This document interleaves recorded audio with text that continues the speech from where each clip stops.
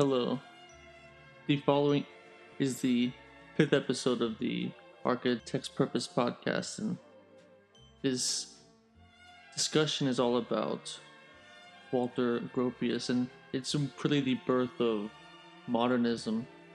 And what's interesting about this character of history is not the plethora of buildings that he actually did not build. It's the culture and the school of thought that he truly was able to cultivate that still permeates almost all of our colleges today. I mean, most of them anyway, and it's quite interesting how the meta idea or the trying to create thinkers, and especially critical thinkers, instead of copiers or ideologues or what have you. So I quite enjoyed this discussion, and I hope all of y'all do as well. So. At your place in LA? Yeah. I'm still here. You moved some things around. Yeah. I switched from the window side of the room to the non-window side. It was just quite hot at times because it's southern facing, so I get just sun all day. And at first I thought that'd be nice, but especially without AC, there's quite a difference. And also I'm actually using the antique sewing machine as a makeshift desk right now, because it has its own seat and like I know space under it, and it's so don't ever let go of that, because that was my grandmother's sewing machine. Exactly. So your great grandmother's sewing machine. So it needs some repair work to it. So hopefully at some point you can get it repaired. Yeah. Especially the top, but the inside, I mean, it's especially the seat is quite preserved well, and I was looking at desks about this size anyway, and I was like, we'll just use this. I mean, like, I don't need a big workspace yet, and everything's so much on the computer that I can very easily downsize some. Yeah. So how is my audio coming through on very your good. Awesome. Cool. Yeah. I spent like half an hour tweaking it because I had to reset everything up after my hard drive crashed. So it was like tweaking it and making sure it sounds appropriate rather than like my new iPhone today, iPhone 12. Oh yeah. It's like down everything now. It's probably gonna take like most of the night to download. Yeah, I found with Android had this app, and it basically copies it over very quickly instead of having to re-download everything. I'm not quite sure how that works, but well, it copies everything over, but it still downloads everything from the site from the cloud. So because most of my programs are on the cloud. Oh yeah. And so it still takes it takes like 10-12 minutes to get it set up so I can start using this phone, but it still has to download everything, games and apps and all that other kind of stuff, all the history for it. I can email on it like right away, but I can't do a lot of other things yet. So yeah, and it often can go in random order of which ones it decides to download. Like it'll but I'm gonna stop this. Second recording is starting now. It's awesome. We are live. All right. Cheers. Cheers. Cheers. So this episode's all about Gropius, Walter Gropius, and it's interesting too because it was not on the original rubric whenever I took the class, so this was a whole new reading to me. And also Gropius, he's talked about some, but he's just in that era of like the renaissance of architects, essentially, of Corb and Peace and so on. That he at times, at least in school, is overshadowed because Corb, at least at UTA, was very heavily pushed and studied versus more of an appreciation of Gropius versus rigorous study, but also it was interesting to learn how much of his influence was influence versus actual built works, because he did have some pretty outstanding ones, but it was not quite to the built degree as his his contemporaries. He was more of that professor. And so it that part stuck out to me, especially of him being that almost curator type role of trying to assemble the best finds around him, a la Philip Johnson, versus like Frank Lloyd Wright of really being on his own. But also, I see a lot of elements of Frank Lloyd Wright as well. Of he was very rigorous in his ideology and rhetoric, and what he was trying to build, and was very meticulously industrial about it. So, what were some of the questions that y'all focused on? Well, I think the first one was who called him the Silver Prince, and why was he called the Silver Prince? Mm-hmm. And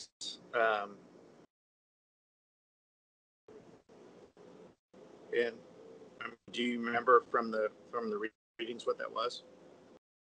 I actually do not. I'm being put on the spot, and see, I listened to the audio book, and I guess I just skipped over that aspect of it. So, what's this?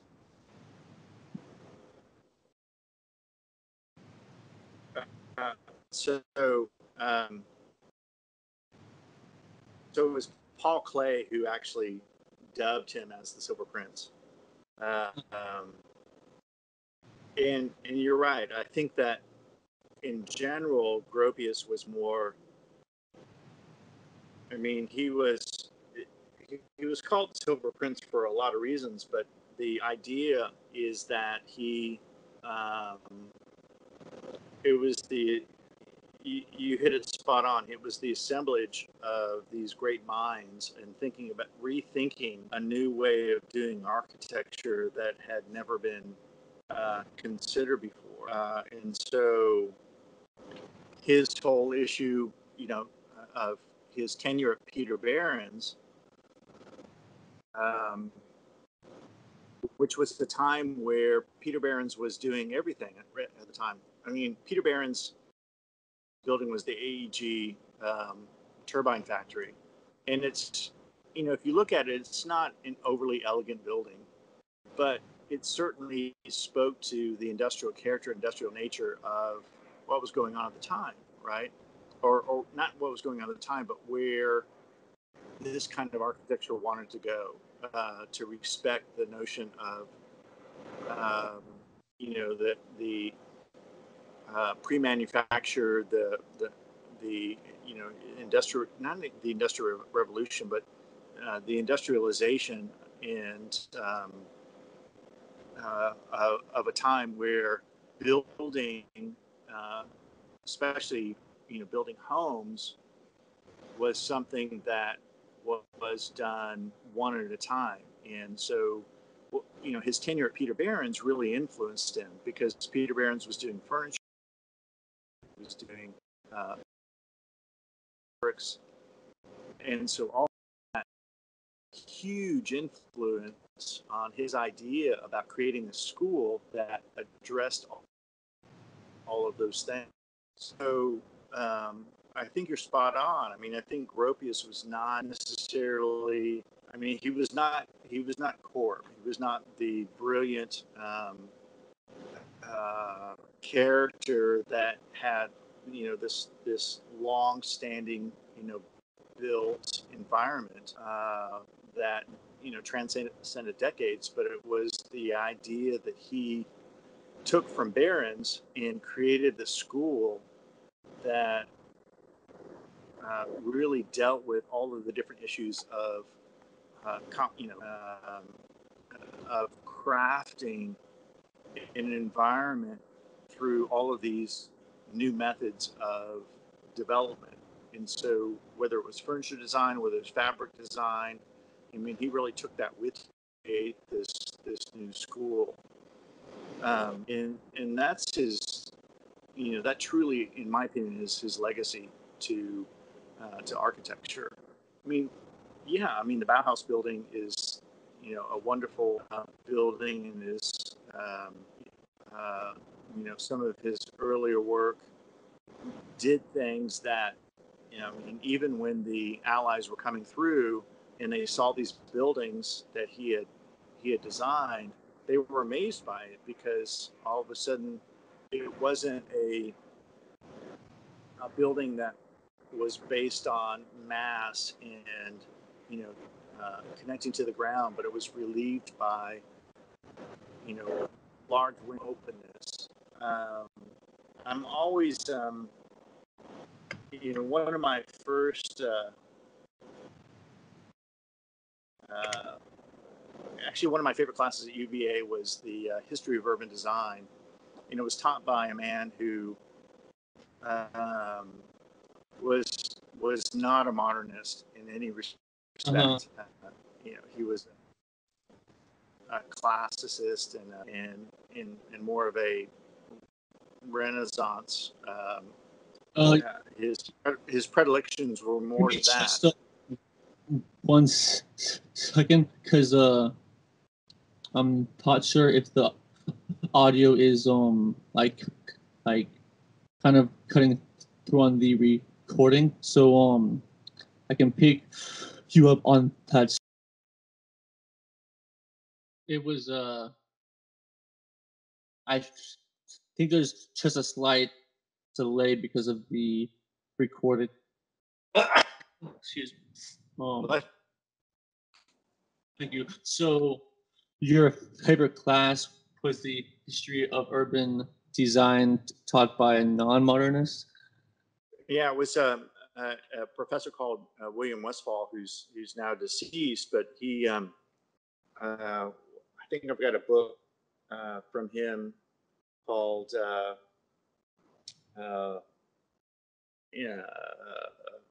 In Paradise. I can't remember the exact, but one of his statements was that everybody understood what civic architecture was until it came to the Bauhaus. In the Bauhaus, they had, in his words, they had to put an actual fucking sign on the outside of it saying Bauhaus, because up until that point, when you saw a civic building, it had a certain character to it. In the Bauhaus, he was an anti-modernist. The Bauhaus actually had to put a sign on it, and that for some reason that always stuck with me.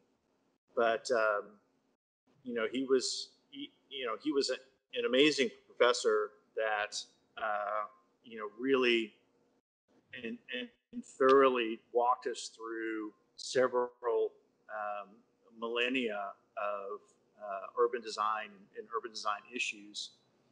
But when he came to the 20th century,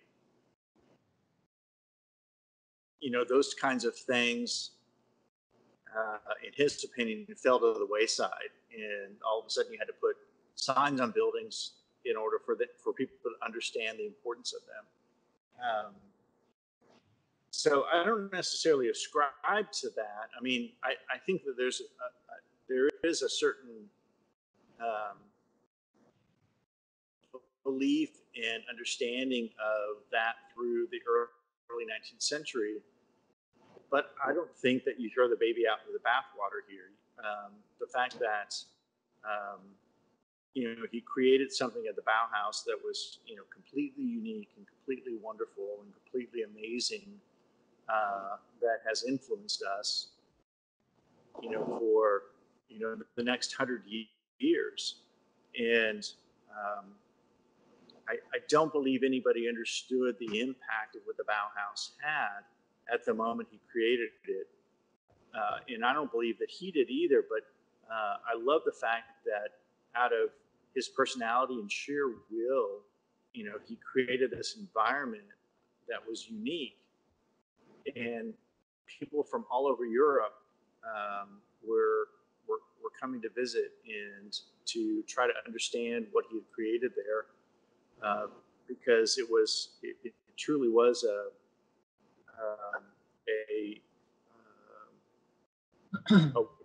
watershed moment for architecture and watershed moment for understanding where we go from here to there. You could follow certainly the traditions of what was happening in the Beaux-Arts elements in France up until the early 19th century, but he made a departure from that and wanted to integrate urban design, architecture, painting, photography, fabric design. All of these elements were present in the Bauhaus, and it really, he created a school that truly was unique. One of the things that I shared with the students, and you and I were there when we went to the Getty, not the Getty Museum, but yeah, the Getty Museum, that Richard Meyer had designed. There was a whole building that was dedicated to the Bauhaus, or not a whole building, but there was a huge library that was dedicated to the Bauhaus, and it wasn't the work of the Bauhaus masters, but it was the work of the students. So you had Joseph Eber's color studies and the work that his students were doing. And I recall when I was a freshman, that one of the things that I had to do as a freshman was to, in one of my classes, was to paint different values of gray and paint the different colors that were on the respective rainbow, and how do you go from this color to that color to that color, which is what they did at the Bauhaus, and was truly astounding to see that at the Getty Museum, that they were doing this at in the 1920s, 1930s, and that was part of their core curriculum. So I love the fact that 80 years later, I'm doing the same kinds of things as an architect, trying to understand design and in color and painting from those core values that were created at the Bauhaus. So truly, his legacy was the pedagogy that he had set up at the Bauhaus is still.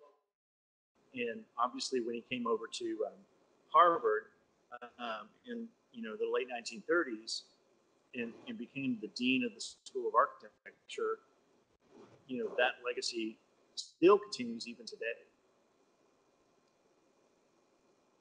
Exactly.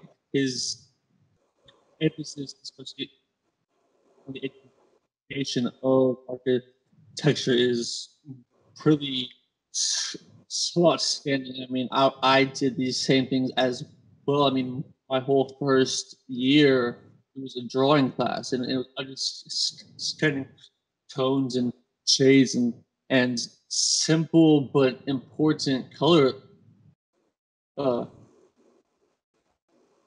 color theory, and to really break these tools down into their more simple forms to be able to deploy them in a very more unique and also streamlined way. Because one thing I found very interesting is, I mean, the name modernism didn't really come around almost till after it was dead. You know, it was people in search just trying to find something. And like there were different names and different improvements from like through objectivity to and just passion on, but and they couldn't really just call it industrial design, even though that was kind of its how it was born, but doing industrial design in the most practical and necessary and strongest and longest plastic and cheapest way. And it was you that not only to the emphasize on just architectural pedagogy, but kind of the idea of liberal arts or a complete work of art. Because think about all of the education up until that time, it was specialized apprenticeships, you know, and you went to be XYZ probably because someone in the family or it was close, you know, and it was not really this broad education unless you were quite wealthy. And I mean, the Bauhaus didn't even have an actual architectural curriculum till like 3 years in, and it was about doing it as design versus just trying to get something built. And that's completely combined also with what is the newest and most efficient technologies as well. And I would argue his emphasis goes beyond just education. And also, I just got this sense from the book that, I mean, of the books we've read so far, some have been quite technical, some have been more stories. Almost all of this information, it was about his relationships and about all of the different people in his life, along with his aspirations. But I mean, it was way more about the people he uplifted and spent time with, and just that idea of education in a lot more free way, which is quite German of him, you know. Yeah. And so I saw him pretty broken down into like three epochs. One being Germany, the other being London, and then the last being the States, and all three being similar but different. And but I just found him So being very steadfast. what we focused on was Germany. What we focused on the Bauhaus itself. We didn't really spend a lot of time talking about London or the States, but really what he created, you know, at the very beginning. You know, of course, he transposed it both into London and the U.S. Mm-hmm. But you know, there are all kinds of amazing legacies that he created. Uh, Without him, I think that the world of architecture would be, I almost hesitate to say that, Mies perhaps would not have existed at the same level without Gropius, and Corbusier certainly perhaps would not have. He really paved the way for this new kind of thinking about architecture, um, and it was substantive. Um, and, and even though the work that he did himself was, you know, the you, you look at the work of Corbusier, and it's prolific. I mean, he built all over the world. He built all these kinds of buildings, but Gropius built few buildings, but they were so impactful for the time. So the kinds of things that we talked about in class were the issues of social housing. That was a issue for him, all the way through. And that was one of the reasons why he left Barron's office, was that he felt like Barron's was placating to, his rich clients and doing this and doing that. And he wanted to have a broader reach for that. And so he set, the Bauhaus up to do that. But bringing people in like, Moholy-Nagy and Paul Klee and even one of his prize students, Marcel Breuer, designing the furniture for his director's house was in the fact that when he left Germany, he basically only had he had a couple of furniture pieces, which were Marcel Breuer and his books, and that's all he was able to take away from him from Germany when he left, when he defected, or not defected, but just departed. Yeah.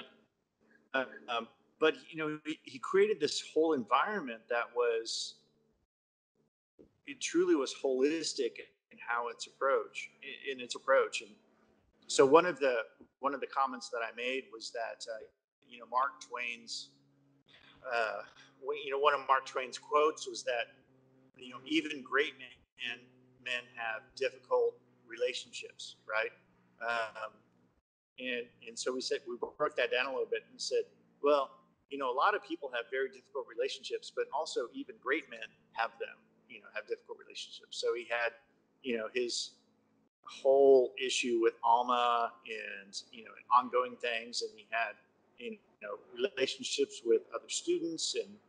And so, finally he, met his third wife, and everything kind of fell into place. And she really helped to keep things, um, you know, intact while he was in Germany.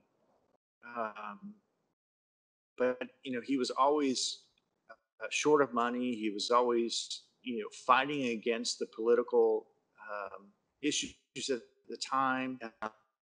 But his this fantastical personality that he had was able to overcome all of these things, and it was almost the sheer will that he exerted put him in the position to be able to create this environment of the Bauhaus and in the pedagogy associated with it. So, I even though I think the book, as compared to other books, and I told my students, I said, it's a little bit drier than some of the other books that you'll read, because it's not fraught with anecdotes and other kinds of things.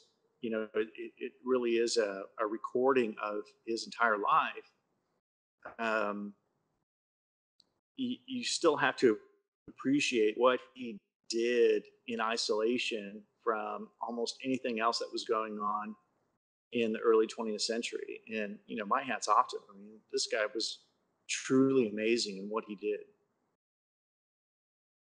Yeah, he was really able to be that real visionary and see what could be there out of the parts of Prountum, specifically steel, glass, and concrete, when that was really only being used industrially because that made sense, and his attempts at buildings also, it was very deliberate in really revealing the aspects of it from the ribbon window of his house. I mean, his house, it doesn't technically have all 5 points of modernism, but it was also one of the earlier pushes a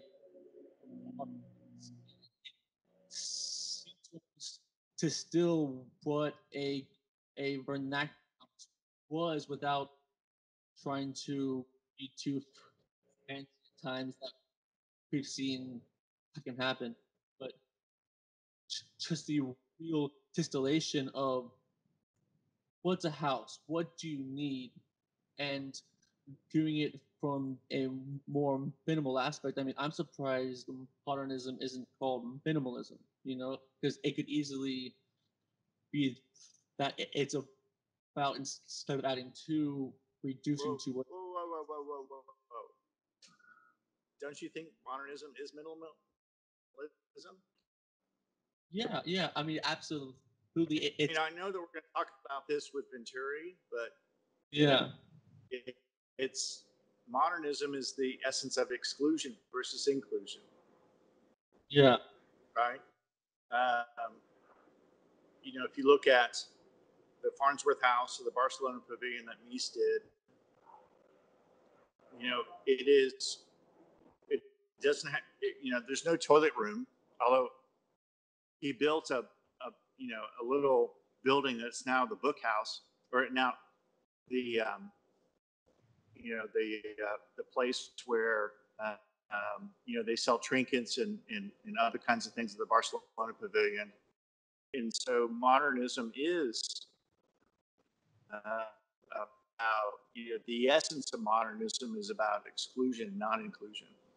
Now, that doesn't necessarily mean that Gropius was really before that, because his buildings did have, they had bathrooms and they had other kinds of things that they needed to. They had studios in a certain way, and they were organized in a certain aspect, and but I do think that modernism is something that tries to exclude the livability of things, or potentially livability of things, versus another way of thinking about architecture. And especially the more extreme attempts, like the Farnsworth House, that it's almost anti anything vernacular, where I saw almost Gropius, especially with times, adapting that vernacular to something brand new. I mean, from a factory having an all glass facade, and really expressing what is the structure. It's taught the walls. It's more floating, but also I feel at times as architects we can be overly poetic about things, and like, oh, it's a floating building, and like I mean, I'm always interested also in what does the layman or the common person think about it when they see it. Like, oh, that's cool, because it seems that's like the most common response. Like, oh yeah, that's cool, like whatever. Yeah. But again, I appreciated the fact that he brought all of these, true geniuses together to create a school that was unparalleled at that time. So one of the other things that we talked about with the students was, all the parties that they had, right? Yeah. Which was really fun, and we talked about, the Beaux-Arts ball that happened in the early 1900s in New York, where all of the people showed up wearing wearing the buildings that they designed, and the guy and I forget his name, who designed the the Chrysler building, he had this like custom made. So everybody showed up with like these cardboard boxes for the buildings that they designed, and the guy that did the Chrysler building, had this hat that was the the shape of the Chrysler building, but he had this like leather outfit that was custom designed for him, and it's one of the seminal images of the Beaux-Arts ball. So if you if you Google Yeah. the Beaux-Arts ball New York, it will show this image, which is this classic wonderful image of all of them on stage together, celebrating the buildings that they've done in New York. But so the parties that they had at the Bauhaus were these, they were doing dance and they were doing performance theater and they were, all these kinds of things that were incredibly wonderful, which are all part of thinking about how you live in a building or how you exist as a human, in a built environment. And they all had impact on that. And so it's not just about architecture, but it's again about fabric design. It's about furniture design. It's about performance art. It's about the visual arts. And to create this school that really, personified, all of these elements, it was, incredible for him to do. And nobody had ever done anything like that before. And it's interesting to me that dichotomy between the modernist approach of really trying to make things more human, but yet the buildings go more industrial and cold and Well, it's just it wasn't about that. It was about trying to create an architecture, or trying to create a design that could be employed by the everyday man, by the working class. I mean, that was his lifelong struggle, was to develop something that it wasn't necessarily workers' housing, but it was a little bit of that. I mean, he he had a passion for using industrial methods to reach everybody, and so and he felt like the that was the means by which you could do things for everybody instead of building this one off, or placating to the rich and powerful. He truly wanted to do something that was egalitarian, and and he strove for that for his entire life. and I think that's also kind of the or implicit attempt of modernism to truly solve that issue, because if they did, like, in theory we wouldn't have housing issues today. But I think we can understand that it goes beyond just what that simple design is. It's like, what's the politics of it, what's the true cost of it versus some potentially bloated or So unreal. if you compare this to what Frank Lloyd Wright was trying to do in his Usonian house, he was trying to design something that was approachable by everyone. And for a limited cost, you could buy the Usonian house, and it would show up as a kit of parts, and you could assemble it together. And that was one of the things that he wanted to do. If you look at Corbusier in his workers' housing at Passac, he was trying to do the same thing. And so you have a generation of people who saw the destruction of Europe in the built environment, and they were trying to create something, trying to use modern methods to create something that was approachable and usable by the worker, by the everyday man.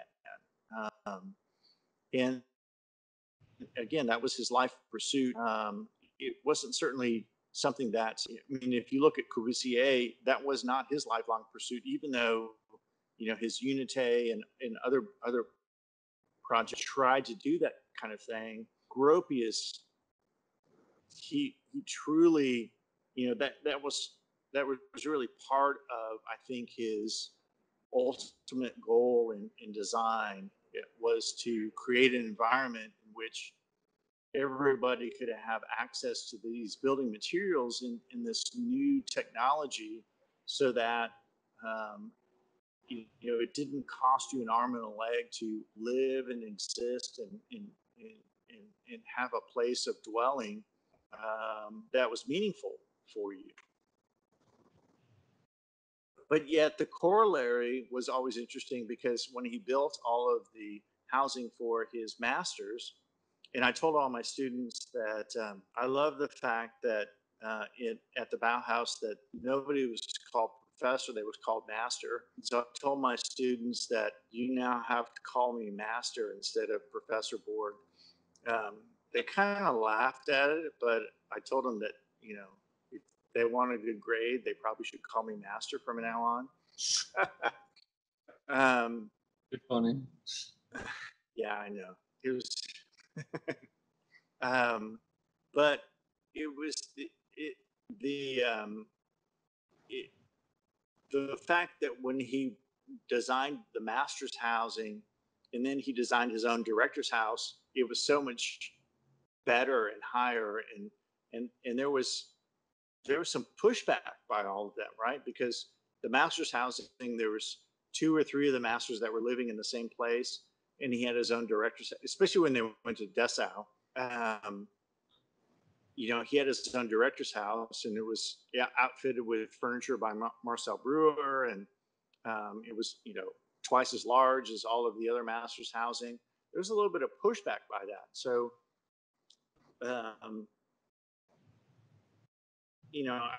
I start to think about things like, where everybody is equal, but some people are more equal than others. Yeah, I don't think that that's where he was headed, but that's certainly the life that he suggested, and there was some animosity that was created, by it. Yeah, because when the school you created becomes the den of socialist intellectualism, and here's your Payson house or the pastor's houses, and just pretty representing there is a difference of status and experience or what have you, but we're all equal. And and some people are just more equal than others. But I did love the fact that most of the masters there, it wasn't the masters themselves, but it was their consort or their wife. That was also a participation in the in the function of the school, and it truly was, it was probably the most egalitarian educational environment that could have been created at that time.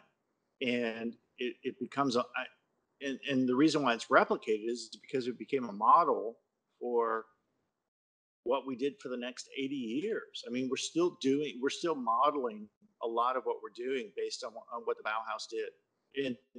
And that to me is incredibly revolutionary. If 80 years later or 100 years later, you're still doing the kinds of things that they tried to do at the Bauhaus, that has a huge impact. And so it speaks for itself. And it's spoken through in a different way today. I mean, how often is studio culture preached, and what is that communal relationship? Because I would also argue almost everything he did was that deliberate experiment, and so a part of these housings had more communal spatial relationships than very individual, and that also seems to foster a part of that creativity, because if you're doing things with people outside of the explicit aim of say school, that allows for a lot more play or nuance or a far deeper relationship. For instance, if you actually at least share meals with people or have a lot closer of a space, and they really so I mean it's almost a countless list of the people that came out of the school in such a short period of time. I mean, I would argue it's like the architectural renaissance of, or the same impact and the same uh, uh, uh, density of minds. And it's like, well, what creates that is what aspects in Florence really allowed people to exchange and grow and push ideas beyond what they actually see, but into what it actually could become. And I think that's what the role of an architect really is, instead of, okay, I'm stamping permits, essentially, you know. Well, I mean, again, if you look at you know what Vitruvius wrote, and what an architect needs to understand philosophy and religion and science and medicine, in addition to structure and the things related to architecture. He created this environment that Vitruvius was really talking about, and so I would I would recommend to any young architect that you don't be limited to just your study of architecture or architecture history, but you need to know painting, you need to know sculpture, you need to know drama, you need to know politics, you need to know sociology. All of these things have an impact on what we do as architects, and in you know we're talking, Vitruvius, we're talking about almost 2,000 years ago. He had the right idea. It was replicated. It truly was replicated in the Bauhaus, and and that's why it's such an important thing, because you can't dismiss the impact of all of these other elements on our ability to design buildings for people to inhabit, because ultimately people are people, right? And so you can't, in with blinders on, you can't do it in a vacuum. You have to do it in consideration of all of these other factors that exist out in the world. And the fascinating thing is that our world continues to change. I mean, even in this COVID and post, hopefully this soon post-COVID world, our ability to understand how we relate to one another in the urban spaces, in the occupied office building spaces, and the other kinds of arenas that people inhabit are need to be considered differently, need to be considered in a way that truly Vitruvius said 2,000 years ago. And we need to be mindful of that, and continue to move forward in that. Uh-huh. And I love the fact that Gropius set this up. I mean, he said, this is important. We need to. And yes, he held out that architecture was the highest building. It was the highest form of art. He clearly said that architecture is the highest form of art, but it encompasses all these other aspects of art that we cannot negate, we cannot set aside. We have to understand and include and integrate into the work that we're doing. So spot on. That truly, looking at it through the lens of what is that human actually experiencing instead of something quite cold and dry for the sake of a rational plan. Because, like, I don't know, one thing that's really stuck out to me on his journey to really solve low cost housing is it it was stressed in the book also about how even though that was what he really wanted to do, at times he really had to get some rich clients to pay the bills. And I would argue that, like, at least in the States, that problem isn't even anywhere close to being solved. No, but he actually didn't do that. He didn't have rich clients to pay the bills. I mean, he really looked at the the government entities that he was working with to help fund what he was trying to do. I mean, I think that's the distinction between Gropius and some others, is that he really tried to work within the framework of the limitations of government funding and grants and all those other kinds of things to be able to create a school, develop a school, and move forward. The only interesting building that he did in the States is really to build his own house in up in Cambridge. He didn't really do a lot of work after that. It was really setting up, what the other students were dealing with. So, one of the questions that I asked the students was, we read about Johnson and Wright in kind of the previous discussions. What is the difference between Wright and Gropius and how they approached the teaching of their students? And the answer is, well, I mean, they kind of struggle with that because they're students; they're still trying to figure this out. But the answer is that Wright wanting everybody to absolutely buy into his way of thinking, where Gropius, his pedagogy, his way of teaching was, you need to think about this for yourself. You need to come to your own individual conclusions about it. So you're not trying to follow a specific mantra of this is the way we should build, but you should come up with your own dialectic about what design and what building and what architecture should be. And he did that through the Bauhaus. He did that, when he came to Harvard. I mean, that's really the distinction. So when Wright set up his school, he was trying to create other people to think like him.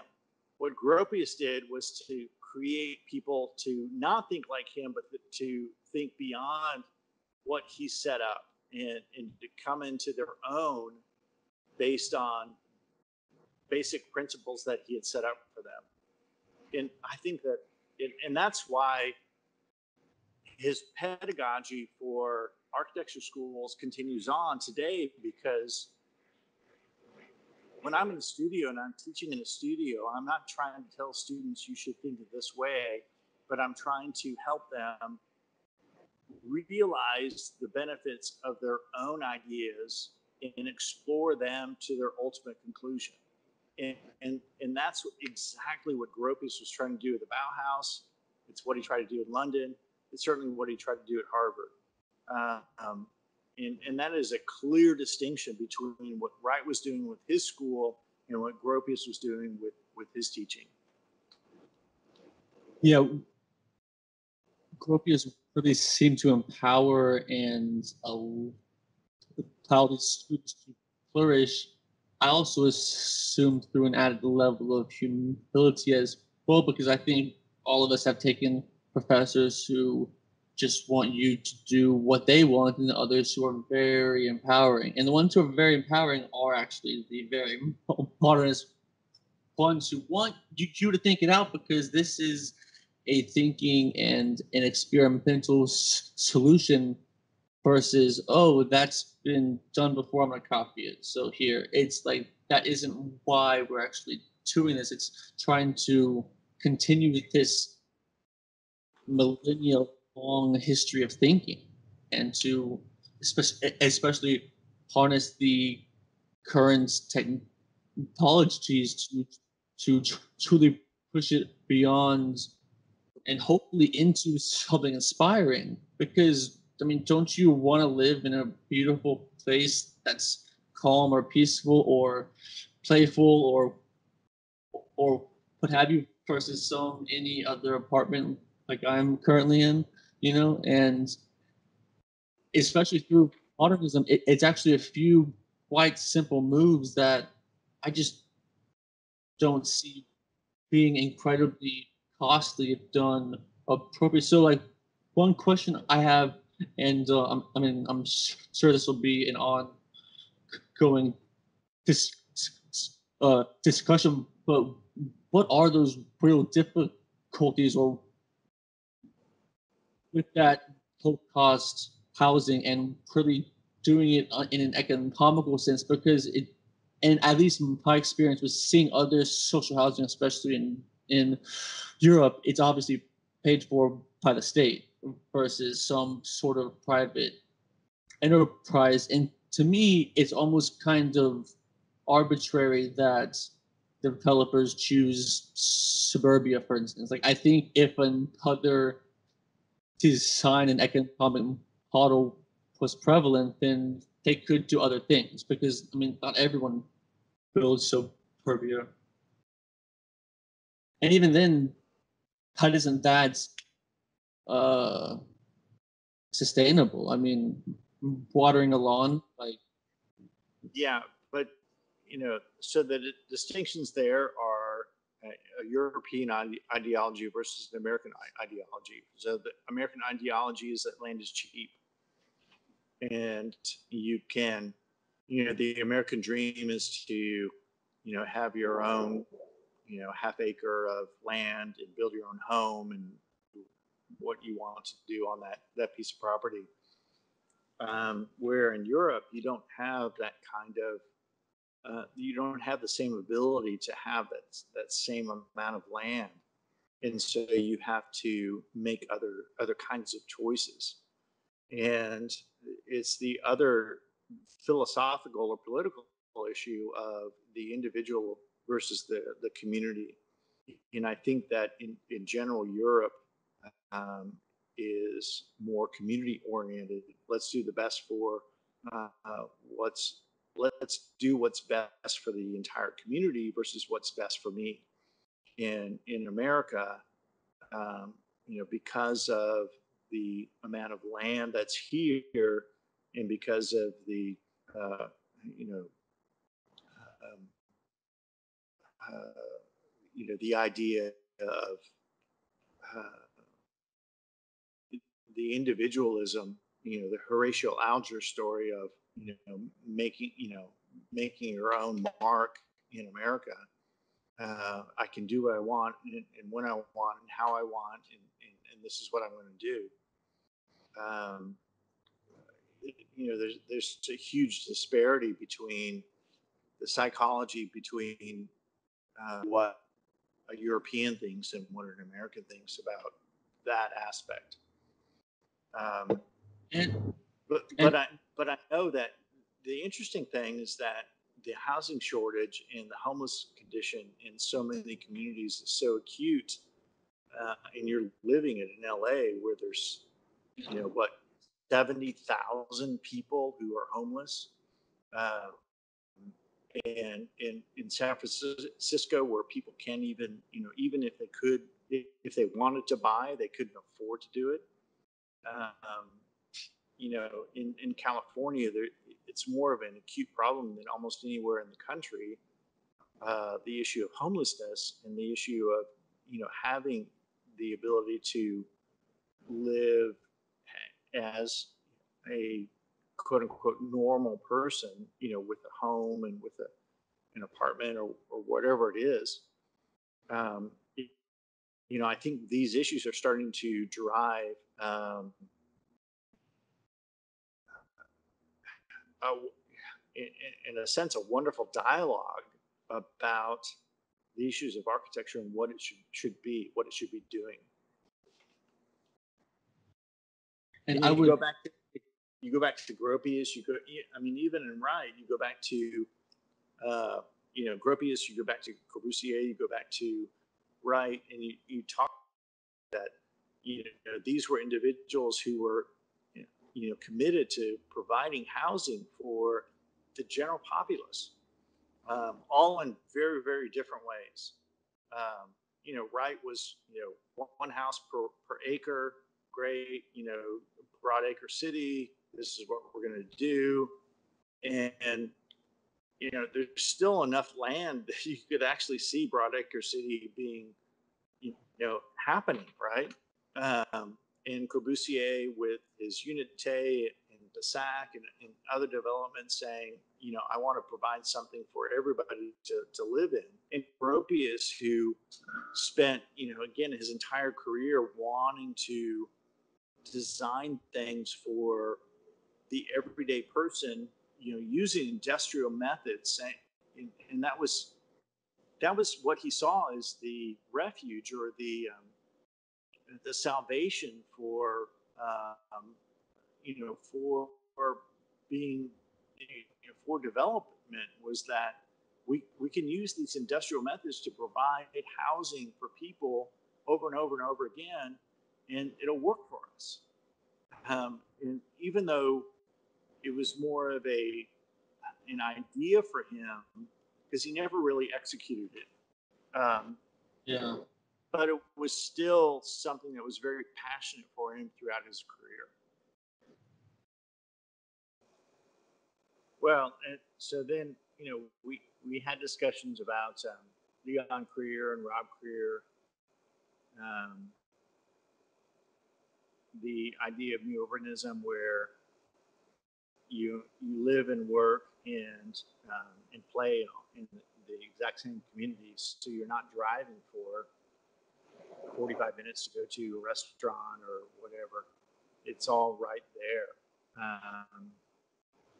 And so there's some aspects of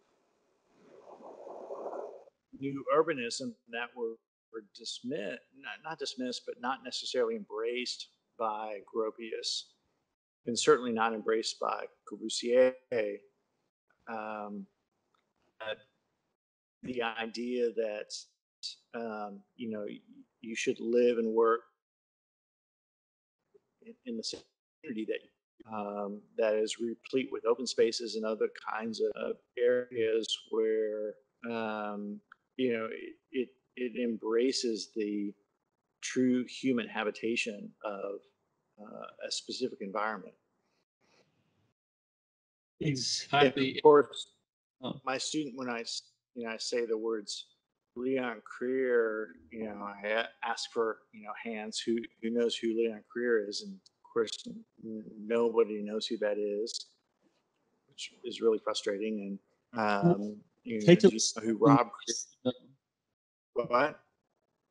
If it takes Sloan, they shouldn't tow if they paid attention, because he really hammers on the pres publico, pres economica, and how that really creates a city, and these two things overlaid.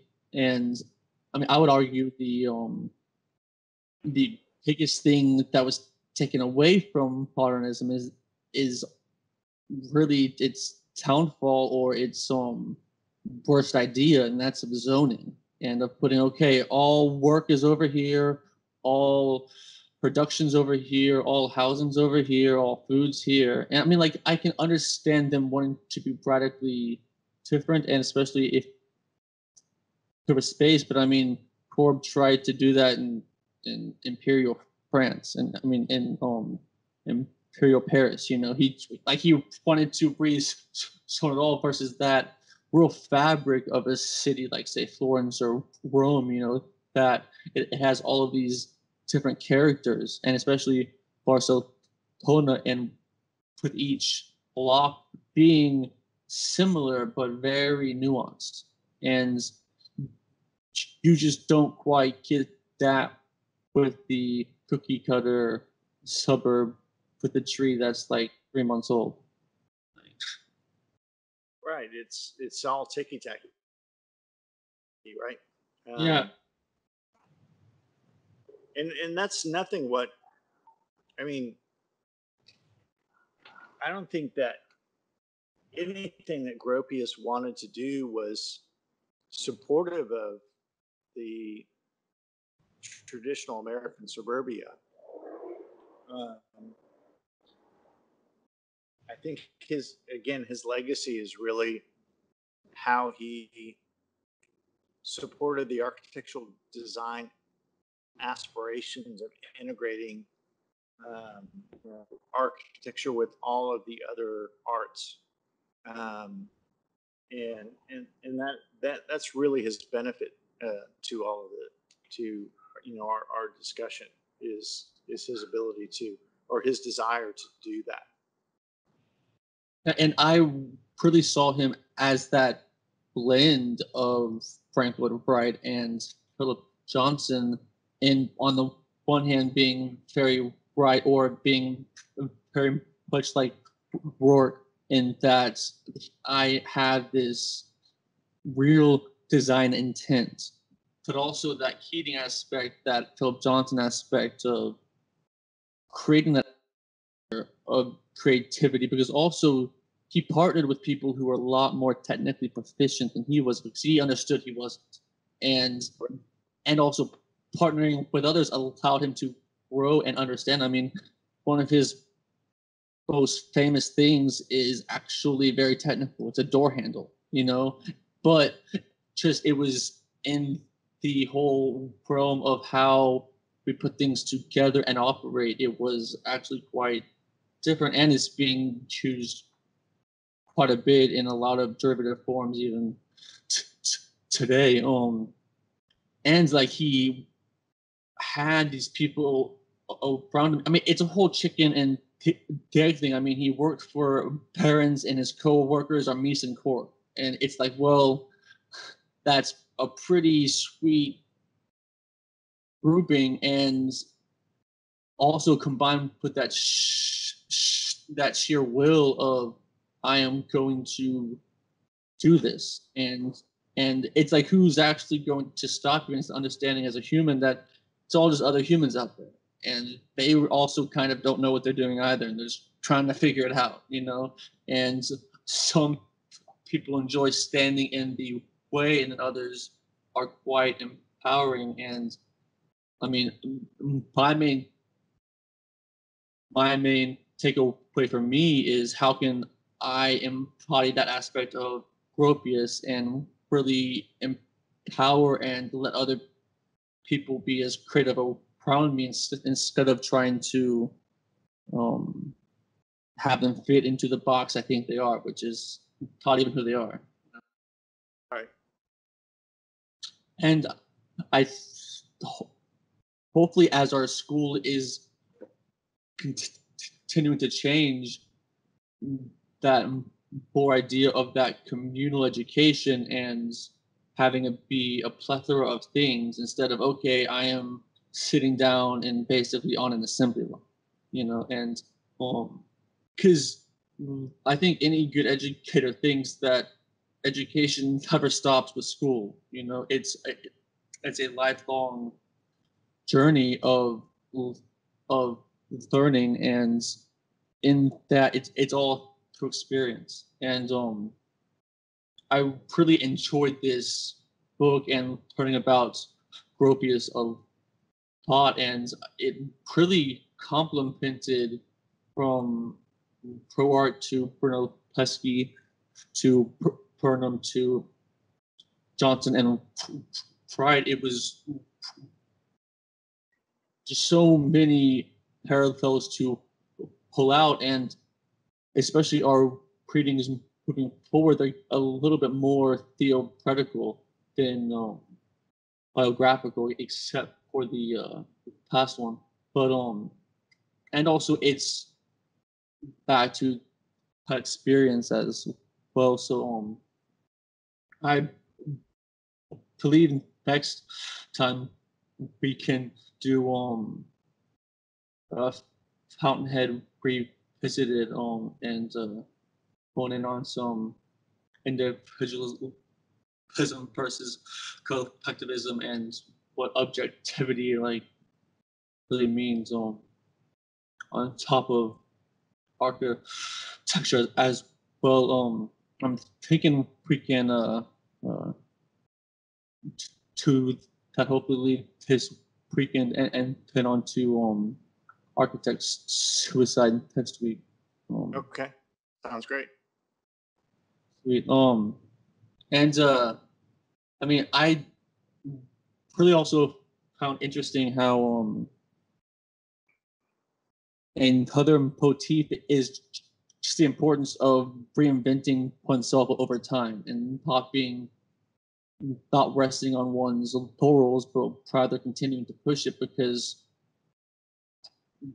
that ability to reinvent yourself in a different place is absolutely crucial and evolving with the times, as well as we've seen for all these past books.